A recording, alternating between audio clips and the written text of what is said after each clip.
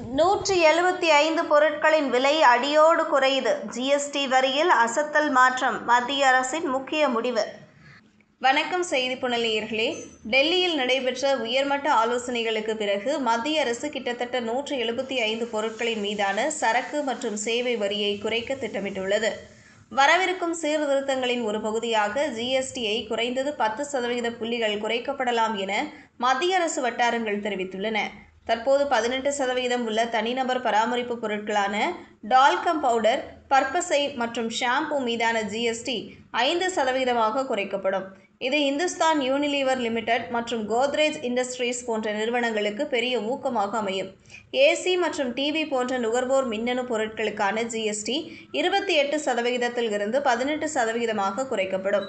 இதன் மூலம் Samsung, LG electronics மற்றும் சோனி போன்ற நிறுவனங்கள் பயனடையும். சிறிய ஹைபிரிட் கார்களுக்கான ஜிஎஸ்டி 28% இருந்து 18% குறைய வாய்ப்புள்ளது. இது மாருதி சுசுகி இந்தியா லிமிடெட் மற்றும் டொயோட்டா இந்தியா நிறுவனங்களுக்கு ஒரு பெரிய வெற்றியாக அமையும். மத்திய நிதி அமைச்சர் நிர்மலா சீதாராமன் தலைமையில் ஜிஎஸ்டி கவுன்சில் செப்டம்பர் 3, 4 தேதிகளில் கூடி இந்த ஜிஎஸ்டி குறைப்பு குறித்து முடிவெடுக்கும். சிக்கலான ஜிஎஸ்டி அமைப்பில் இந்த மாற்றங்கள் பிரதமர் மோடி ஆகஸ்ட் 15, 2025 அன்று ஆற்றிய சுதந்திர தின உரையில் தினசரி பயன்பாட்டு பொருட்களின் மீதான வரிகளை குறைப்பதாக அறிவித்ததன் எதிரொலியாகும். நாடு முழுவதும் பயன்படுத்தப்படும் உணவுப் பொருட்களான யூஹெச்டி பால், முன்பே பேக்கேஜ் செய்யப்பட்ட பன்னீர், பிட்சா, ரொட்டி, கக்காரா, சப்பாத்தி மற்றும் ரொட்டி போன்றவற்றிற்கு இனி ஜிஎஸ்டி இல்லை. ஜிஎஸ்டி கவுன்சில் தனது பூஜ்ஜிய வரி வரம்பை விரிவுபடுத்துவதற்கான முயற்சியில் ஈடுபட்டுள்ளது. இதன் மூலம் 5% மற்றும் 18% வரி விதிப்பில் இருந்த அத்தியாவசிய பொருட்களுக்கு இனி வரி விலக்கு அளிக்கப்படும். இதேபோல முன்பு 18% வரி விதிக்கப்பட்ட பரோட்டா மற்றும் பரோட்டா ஆகியவையும் பூஜ்ஜிய வரி வரம்பின் கீழ் கொண்டுவரப்பட உள்ளன. வரி விகிதங்களை சீரமைக்கும் அமைச்சகம் குழுவின் பரிந்துரையின் பேரில் இந்த மாற்றங்கள் கொண்டுவரப்பட்டுள்ளன. கல்வி சார்ந்த பொருட்களுக்கும் இனி வரை குறைப்பினால் பெரிதும் பயனடைய உள்ளன.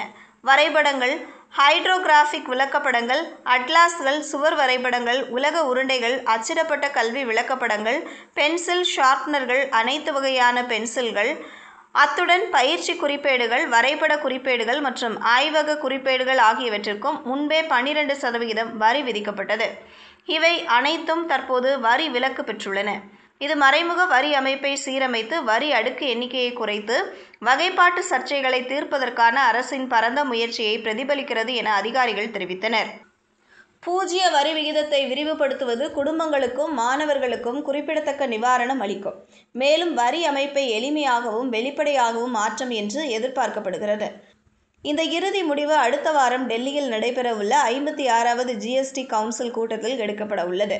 அதேபோல் ஜிஎஸ்டி முறையில் கொண்டுவரப்படும் புதிய மாற்றங்கள் இருசக்கர வாகன சந்தையில் பெரும் தாக்கத்தை ஏற்படுத்தும்.